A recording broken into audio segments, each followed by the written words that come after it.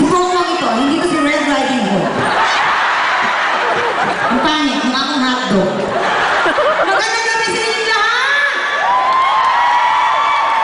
Actually, itong telang ito, galing po sa damit ko mahaba, ginupit ko, no? Tsaka. O ano, ready na ba kayo makakita yung mga nagaganda at ibagabuhan natin mga kapamilya sa Star Magic? Siyempre, bago natin simulan yan, kailangan muna tayo medyo magpainit ng konti. At meron akong gusto i-explain sa inyo, kung napupunan ninyo, Star Magic 18 po yan, hindi po ba?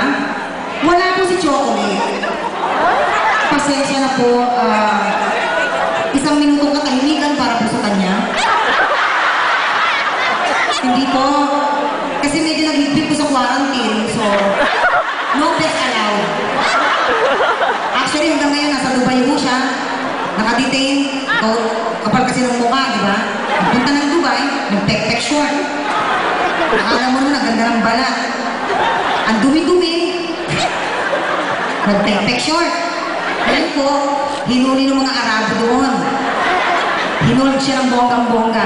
Kasalukuyan po, kanina ka-text ko siya, nasa disyerto kasama ng mga camel. Kasalanan na yan. Kaya yun po, pasensya na kayo, kulang kami.